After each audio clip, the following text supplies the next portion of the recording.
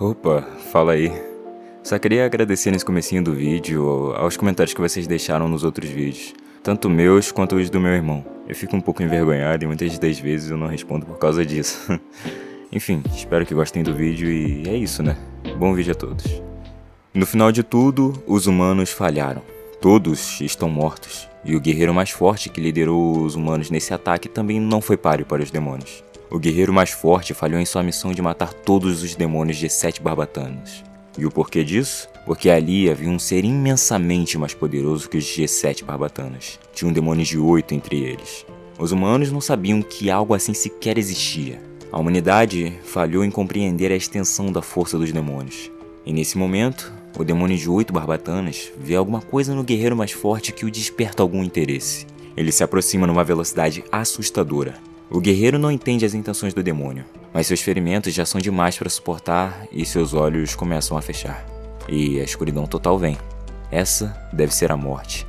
Mas, de repente, uma luz toma sua visão. E quando ele abre seus olhos, o prota acorda em posição de sentido em um novo corpo.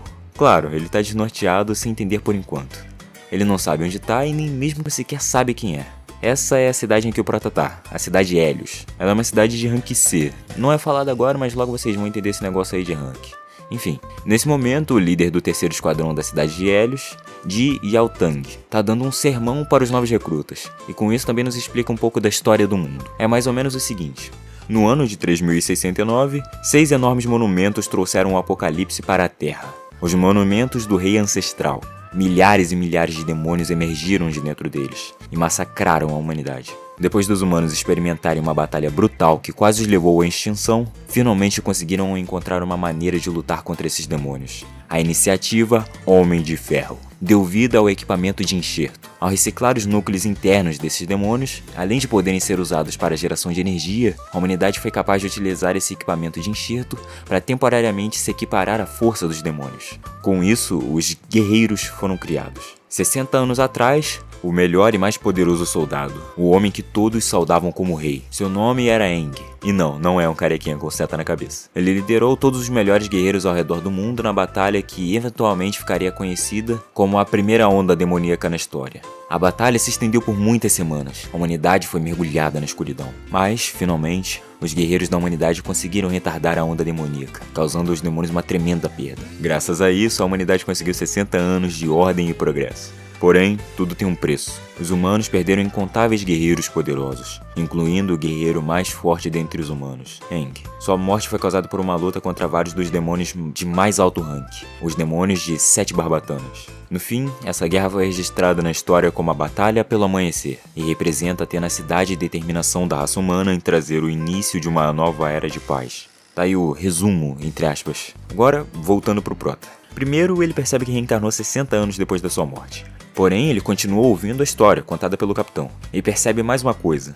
Tem um erro nessa história. Ele não havia morrido para demônios de 7 barbatanas, mas sim para uns de 8. Isso significa que a humanidade ainda não entendeu a extensão dos poderes dos demônios. O prota fica pensando sobre isso um pouco alto demais. Assim, ele chama a atenção do Sukutang. Patrocina nós. E ele não gosta muito não, e vai logo dar um apavoro no novato. E ele diz gentilmente: me diga o seu nome, novato. Nosso menino já fala gaguejando. Não. Não, tô zoando. É que ele realmente não sabe o que falar, já que ele não sabe qual é o nome dele agora. Até pensa em dizer que é o Aang, mas com esse corpinho de mosquito vão sim acreditar nele, com certeza. Nesse momento, Sukutang diz que isso é um completo desrespeito com o lendário caçador. O nome desse mosquito é o mesmo do caçador mais forte, Aang. O puro suco põe a mão sobre o ombro do nosso mosquito favorito enquanto humilha ele dizendo que ele é só um bastardo, estúpido, inútil, fraco, terrível, podre, que não tem nenhum pingo de espírito de guerreiro. Sujo, podre. Ele é podre, não gosto dele. Não tem nenhum pingo de espírito Sigma. Você é beta! Eu não sou um grande beta. Eu sou o grande Sigma da Bahia. Skibidi. Mesmo depois de descontar o ódio humilhando o prota, não foi o suficiente. Então a mãozinha que estava no ombro do prota fica tremendo de raiva. Ele gira dando um soco com uma potência que eu não sei como o prota não morreu com esse foguete na cara dele. O Aang já começa a reclamar desse corpo que ele foi parar. Mesmo sendo um ataque tão simples, eu não sei como isso daí é simples, né? Ele não conseguiu nem reagir. Nem ele acredita que essa desgraça tem o nome dele. Com essa moca na cara dele, ele voou no colo do amigo ali. Vai ele. O Sukutang fala que vai ficar de olho nele e manda ele se preparar pro exame.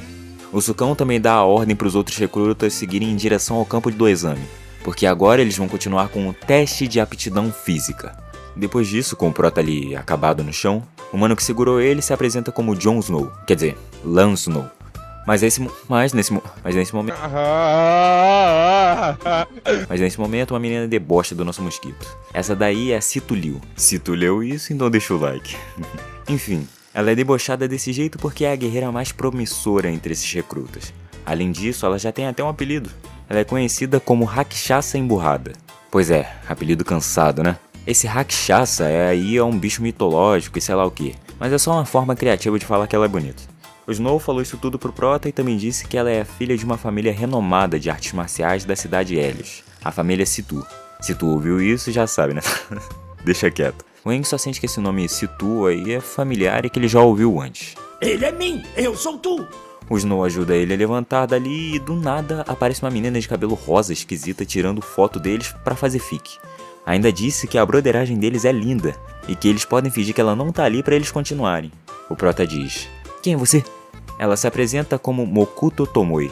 Nome muito complicado, então vou só chamar ela de doidinha mesmo. A forma que ela enxerga é um pouco diferente.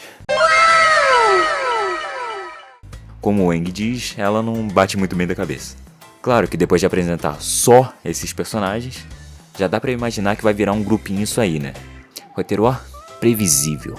Enfim, finalmente vamos para o primeiro teste, o exame físico. O primeiro teste vai ser uma corrida de resistência e o Prota tá pensando que vai atropelar todo mundo que ficou esculachando ele. O maluco vai quebrar todos os recordes possíveis. Até porque ele é o guerreiro mais pica da história. Como é que ele vai perder? Bem, ele conseguiu quebrar o recorde de pior resultado da história. E seguiu assim todos os próximos testes. O de força explosiva dos braços, torceu o pulso. O de força explosiva nas pernas, deu um pulinho de criança. Ele ficou em último em todos os exames possíveis.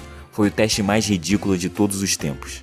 O tiozinho ali reporta pro Sukutang o resultado sujo, podre, e diz que ele nem precisa fazer o segundo teste. Mas o Suku diz que mesmo assim é um direito do magricelo participar do teste. Então vambora pro segundo round, né? Esse segundo round é um teste de sincronização de enxerto. Resumindo, eles vão botar o bagulho do peito do Homem de Ferro e vão ver o quanto eles conseguem aguentar, porque esse negócio usa a energia dos demônios e por isso gera uma pressão no corpo de quem usa. Nesse aí o Prota se garante, já que ele era o mais brabo nisso na época dele. Não que ele possa dizer muita coisa, né? Mas de qualquer jeito o que define o quão forte é a sincronização é a força de vontade. Então, dessa vez vai. A avaliação começa e já tá todo mundo com os novos trajes, que são muito melhores. Até o Prota fala que tá bonitão com isso aí. E claro, também fala que ficou mais leve e prático comparado aos de 60 anos atrás, mas isso aí é irrelevante. O que importa é que ficou bonito. A menina que esculachou o Prota lá atrás fez o teste e conseguiu 39% de sincronização. Todo mundo começa a babar o ovo dela. Já sabe, né? Aquela parada de figurante de obra coreana. Nossa, ela é tão bonita. Você viu como o cabelo dela é sedoso? Bando de esquisito. Ela sai fazendo pose, mas depois que tá sozinha mostra que aquilo tudo é marra pra manter a imagem de posturado. Na real é só uma menina normal que gosta de atenção. Até o Prota tá pensando que a menina é braba mesmo. É a primeira avaliação dela e já conseguiu 39%. O Mano Snow chega ali também confirmando isso. Tá bom, a gente já sabe que eles vão virar a equipe 7. Continuando, o Snow pergunta por que o Aang tá tão frio e calculista. E o homem fala que tá acostumado, né? Inclusive, que resposta ruim, né? O cara tá fazendo bagulho pela primeira vez e fala que tá acostumado. Impressionante. A avaliação foi progredindo e os novatos que aguentaram o equipamento de enxerto demonstraram expressões de sofrimento. Isso por causa daquilo que eu falei sobre ser um fardo muito grande. Até porque o peso do Homem de Ferro não é brincadeira, né? O mínimo pro esperrapado passar é 10%. Alguns não aguentam e desistem, enquanto outros passam sufoco, mas conseguem passar. O Snow, cara, ele não decepciona não, e manda 24% de sincronização. E claro que a última integrante do time, a doidinha no caso, não ia tirar nota baixa também, pelo contrário, ela conseguiu 30%. O Capitão Tang tá impressionado com o tanto de gente com potencial que apareceram nesse ano. Só de gente com 30% ou mais de sincronização já passou de 6 cabeças. Comparado com as outras cidades de Rank C, eles estão muito bem. Mas ele fala que além dos incríveis, também tem os inferiores. E isso enquanto olha pro Prota. Mas o nosso magricela favorito olha de volta dando um sorrisinho confiante. O cara não arrega não, né? Enquanto o Aang sobe as escadas, todo mundo zoa ele. O Aang só diz, tudo bem, podem rir. Beleza, cara. Maldito o homem que acredita no homem. Maldito homem. Vão ver já a pressão do pai. O Prota escolhe a cor do núcleo vermelha e explica que existem 6 categorias separadas por cor. Essas 4 ali em cima são as mais comunzinhas. Cada cor representa uma coisa, então vermelho é força, amarelo a defesa, verde cura e azul é agilidade. Logo depois vem o núcleo roxo, que representa o poder imaginário. Os usuários desse poder fazem tipo um genjutsu cabuloso aí. E o mais raro de todos é o núcleo preto, que tem o poder de espaço-tempo. Finalmente, continuando para o exame do Prota, ele dá 2 toquezinhos nesse negócio para instalar ele no corpo, que nem um cara aí com a armadura que eu conheço. O figurante pergunta se ele tá pronto para começar e óbvio que o homem tá pronto. Imediatamente no saguão onde os que passaram estão esperando, uma luz vermelha absurda ilumina todo o salão. Ninguém acredita que essa reação poderosa tá vindo daquele lixo, sujo, podre. Mas o Prota não quer saber não, ele quer humilhar o pessoal que zoou ele, e começa a fazer força para virar um Super Saiyajin. O medidor chega em 40% em segundos, deixando todo mundo impressionado. Mas você acha mesmo que ele vai parar nos 40%? Isso não é nada para alguém que já alcançou 96%. Então... Sinta a pressão, neném! O poder exalando é tanto que tá tremendo tudo. Começaram a sair raios vermelhos do corpo dele, e o medidor não para de aumentar. Sobe para 50%, 55%, 60% como se não fosse nada. O vidro da sala onde o capitão tá começou a rachar, e mesmo assim continua subindo. 65%, 70%, 80%. Todos começam a achar que tem algum tipo de defeito com o equipamento dele. Porém, o homem continua aproveitando a situação em sua pose de soberania sobre os outros, pensando em como é diferente em relação a essas crianças. Mas enquanto ele tinha seu momento mais Vegeta da vida, ele sente algo diferente, e é mergulhado nas profundezas da sua consciência, até sentir uma enorme mão o segurando, e roubando cada gota do poder que ele sentia naquele momento. O núcleo dele é quebrado, e ele cospe todo esse ketchup. Ele cai no chão mal se segurando em pé, e o medidor, que estava em 80%, imediatamente caiu, mas por pura sorte o medidor caiu para 10%, e com isso, mesmo que por muito pouco, ele foi aprovado. O Sukutang, achando que realmente estava quebrado, fica decepcionado, porém ainda assim fica com um pé atrás e curioso em relação ao Prota. Como sempre, o Snow é um amigo e vai lá ajudar o Aang, e logo atrás, igual uma assombração, vem a doidinha lá. Mas eu já vi essa cena de um outro Aang desmaiando depois de ficar exausto em... Deixa quieto. E a outra menina que eu não faço a menor ideia de como chamar ela ainda, eu vou chamar ela de Liu. Tá com ciúme pelo Prota ter quase que ultrapassado ela. Ultrapassou, né? Pelo amor de Deus. Agora no saguão, o Aang tava pensando sobre o que aconteceu agora há pouco. Parecia que tava vindo do interior do coração dele, e logo depois sugou todo o poder dele em um instante. Nunca foi relatada uma situação assim em toda a história. E ele também diz que com certeza conseguiria aguentar a taxa de 80% sem problemas. Mas mesmo assim o núcleo quebrou. Mesmo que seja de baixo nível, não era pra ter acontecido aquilo. Porém, interrompendo a divagação do Prota, o capitão entra na sala, chamando todos porque o próximo teste, o teste prático, tá prestes a começar. Esse teste vai ser onde os novatos vão encarar um demônio pela primeira vez, e diz que ele espera que eles passem em segurança, e sem problemas.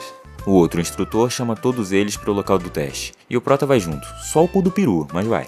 Depois que o Prota sai, o capitão nota que ficou um pedaço do núcleo do Prota para trás. Ele pega e olha em direção ao Prota, dizendo que tá realmente curioso sobre ele, e quer ver o que o Aang pode fazer caçando contra os demônios na névoa, que no caso é o próximo teste.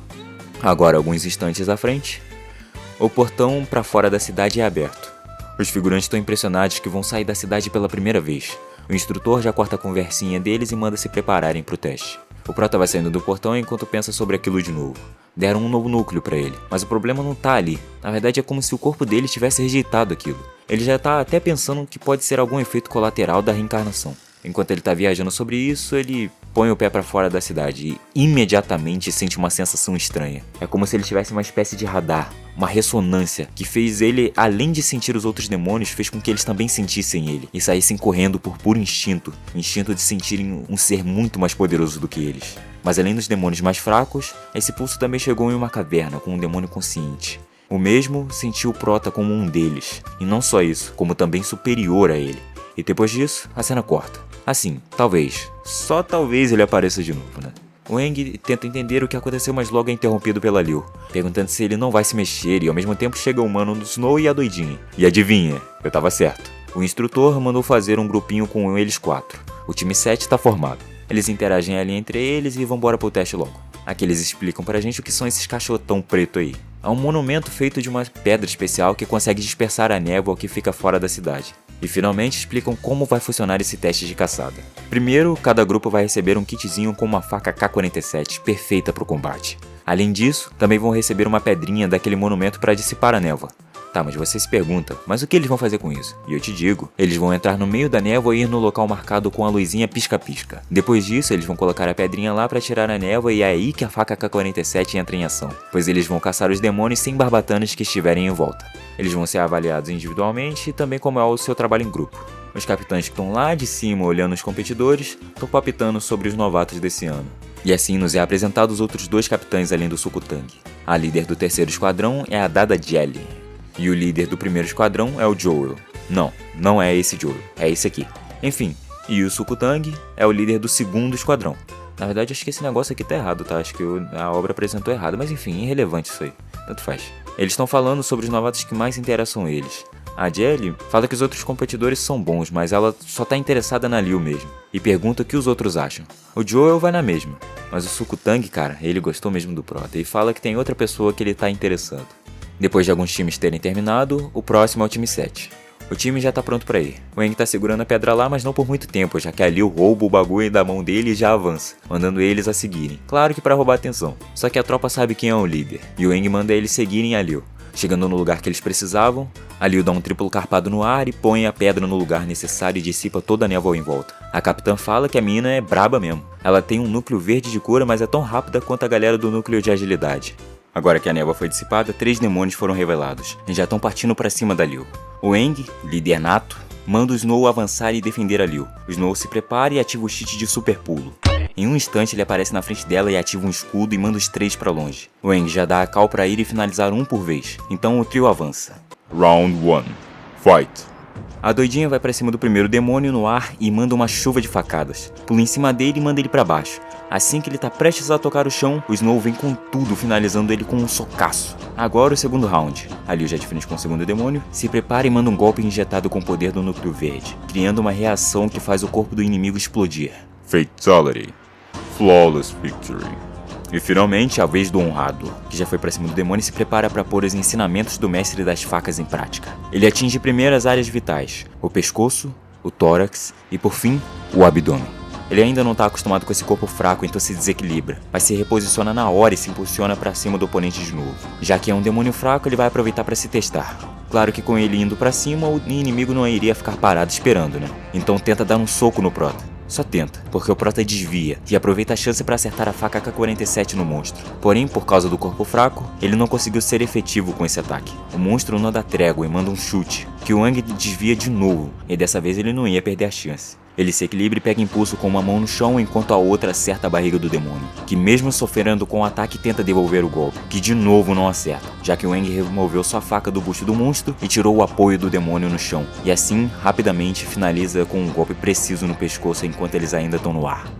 Os companheiros de time, até os instrutores, ficaram impressionados com a performance do Aang, mas o próprio Aang tá achando que tá tudo uma bomba. Nada nesse corpo funciona, nada que é do pobre funciona. Porém, já que ele terminou a autoavaliação, tá na hora de finalizar para valer o combate. Só que do nada, uma espécie de espinho vermelho aparece do chão, que instantaneamente perfura o peito do monstro e rouba a kill do Prota. O Aang, vocês perguntam o que foi isso e eu respondo: isso foi o seu like no vídeo. Foi mal, galera, eu queria ir um pouco mais longe, mas vou ter que parar por aqui, senão esse vídeo não sai.